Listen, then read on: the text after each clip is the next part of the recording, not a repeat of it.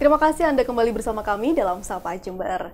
Dan masih bersama dengan Komandan Bayu. Terakhir, kita bertanya mengenai pengamanan saat menghadapi Pilpres, Pileg, dan juga akan disusul oleh Pilkada di akhir tahun nanti.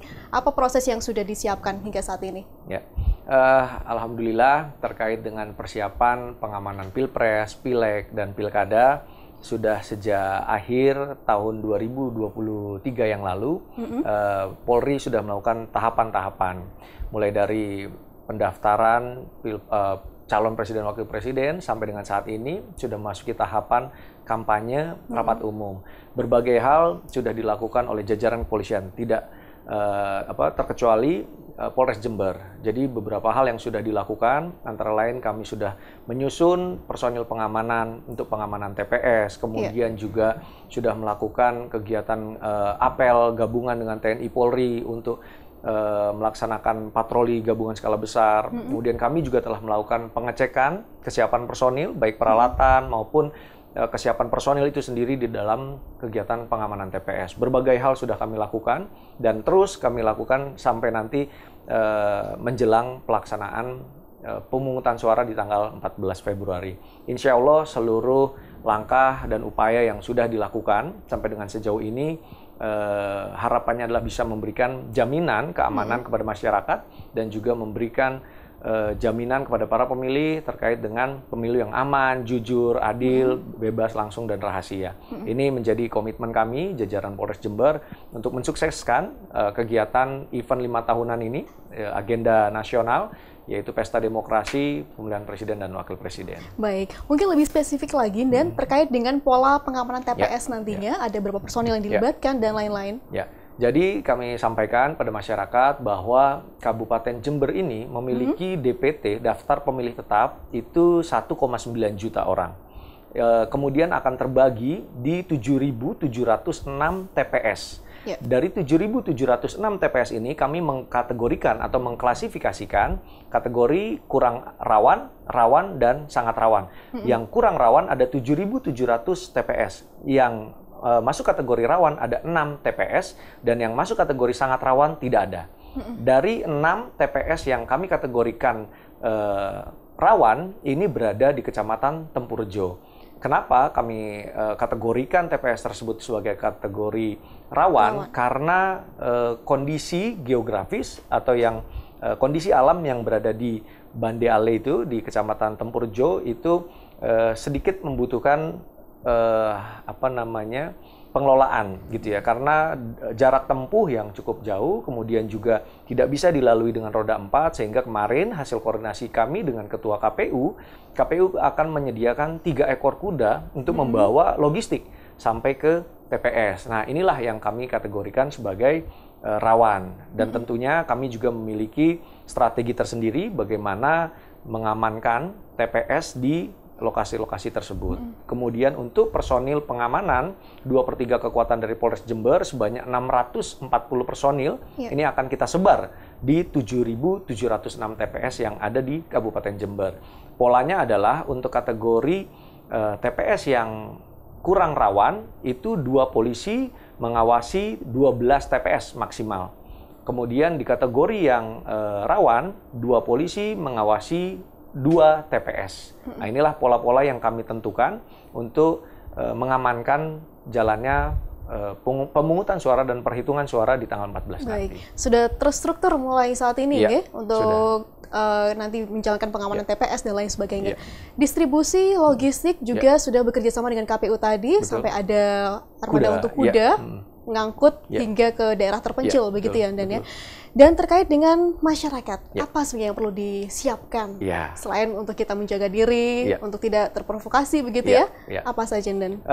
Kami terus menghimbau kepada masyarakat di dalam menghadapi agenda nasional ini untuk menjadi pemilih yang cerdas. Artinya jangan sampai terprovokasi, terpolarisasi, atau bahkan diajak ke dalam sebuah perselisihan atau konflik di antar kelompok masyarakat. Saya berharap masyarakat di Kabupaten Jember ini bisa menggunakan hak pilihnya dengan baik, menentukan pemimpin bangsa kita selanjutnya, dan juga mengantisipasi berbagai bentuk-bentuk kecurangan pemilu, seperti mungkin nanti ada kampanye hitam, black campaign, kemudian ada hate speech gitu ya, ujaran kebencian atau hoax yang beredar di masyarakat, ini juga harus diantisipasi.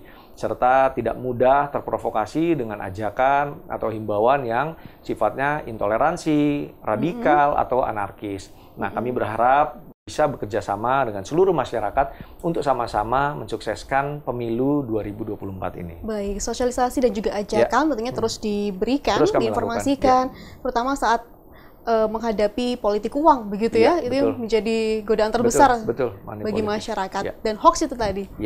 Terkait dengan netralitas yang terus tentunya dijunjung tinggi oleh Polri, apa yang dilakukan oleh Kapolres nanti?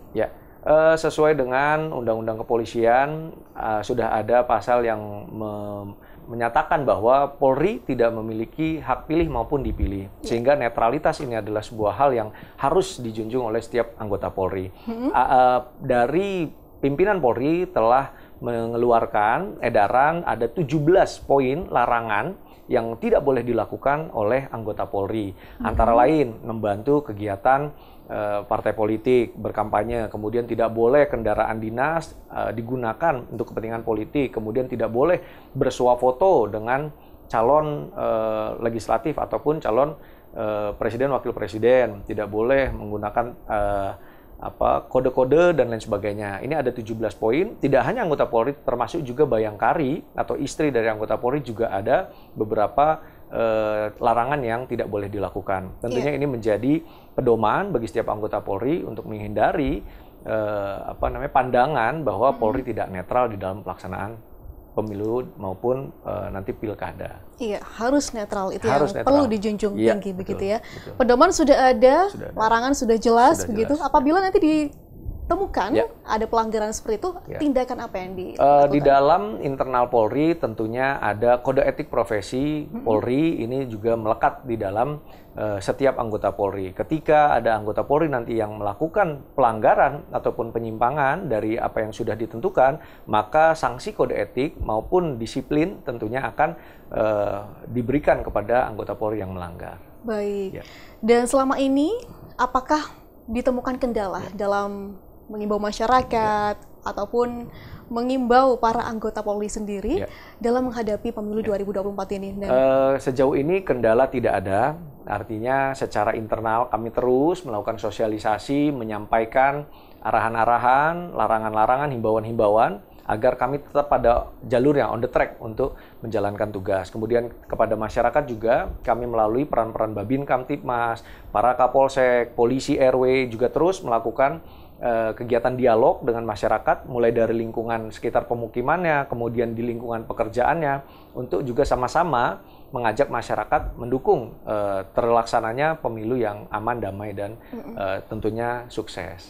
Pemilu yang aman, damai, lancar, menghasilkan hasil yang terbaik, tentu perlu strategi khusus. Apa nanti langkah konkret yang akan diambil? Saat ini kami juga bekerja sama dengan Ketua KPU melaksanakan sosialisasi untuk meningkatkan partisipasi pemilih. Ada dugaan saat ini bahwa generasi muda kita, generasi milenial ini mager gitu ya, malas bergerak, sehingga Gen Z apalagi. Nah, sehingga perlu ada upaya yang bisa menggerakkan para pemilih pemula ini, pemilih-pemilih muda ini untuk mau datang ke TPS, memberikan hak pilihnya.